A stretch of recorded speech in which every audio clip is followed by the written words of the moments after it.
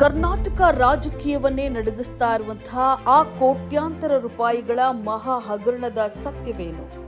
ವಾಲ್ಮೀಕಿ ನಿಗಮದ ಅಕ್ರಮದ ಆರಂಭದಿಂದ ಇಂದಿನ ವಿಧಾನಸೌಧದ ಹಂಗಾಮದವರೆಗಿನ ಕಂಪ್ಲೀಟ್ ಸ್ಟೋರಿ ಇಲ್ಲಿದೆ ನೋಡಿ.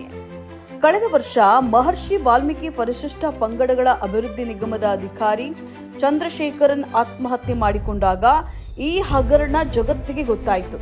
ಪರಿಶಿಷ್ಟ ಪಂಗಡಗಳ ಕಲ್ಯಾಣಕ್ಕಾಗಿ ಇಟ್ಟಿದ್ದಂತಹ ಸುಮಾರು 187 ಕೋಟಿ ರೂಪಾಯಿ ಹಣ ನಕಲಿ ಖಾತೆಗಳ ಮೂಲಕ ಅಕ್ರಮವಾಗಿ ವರ್ಗಾವಣೆಯಾಗಿತ್ತು.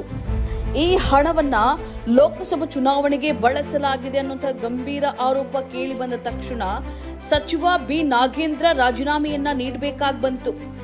ಇಡಿ, ಸಿಬಿಐ ಮತ್ತು ಎಸ್ಐಟಿ ತನಿಖೆ ಚುರುಕುಗೊಳಿಸಿ ನಾಗೇಂದ್ರ ಅವರನ್ನ ಜೈಲಿಗಟ್ಟಿದಾಗ ಸರ್ಕಾರಕ್ಕೆ ದೊಡ್ಡ ಮುಖಭಂಗವಾಗಿತ್ತು. ಆದರೆ ಕತೆ ಇಲ್ಲಿಗೆ ಮುಗಿಲಿಲ್ಲ. ಕೋರ್ಟ್ನಿಂದ ಜಾಮೀನು ಸಿಗ್ತಾ ಇದ್ದಂತೆ ಇತ್ತೀಚಿನ ಸಂಪುಟ ವಿಸ್ತರಣೆಯಲ್ಲಿ ಬಿ ನಾಗೇಂದ್ರ ಅವರಿಗೆ ಮತ್ತೆ ಮಂತ್ರಿ ಪಟ್ಟ ನೀಡಲಾಗಿದೆ. ಚಾರ್ಜ್ ಶೀಟ್ ಎದುರಿಸ್ತಾ ಇರುವಂತಹ ನಾಯಕನಿಗೆ ಮರು ಸೇರ್ಪಡೆ ಮಾಡಿದ್ದು ವಿಪಕ್ಷಗಳ ಕೆಂಡಾಮಂಡಲಕ್ಕೆ ಕಾರಣವಾಗಿದೆ.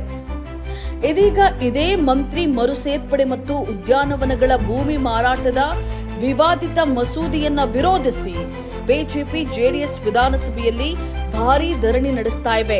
ವಿಪಕ್ಷಗಳ ತೀವ್ರ ಗದ್ದಲದ ನಡುವೆಯೇ ಸರ್ಕಾರದ 8 ಪ್ರಮುಖ ಮಸೂದೆಗಳನ್ನ ಚರ್ಚೆ ಇಲ್ಲದೆ ಪಾಸ್ ಮಾಡಿಕೊಂಡಿದೆ.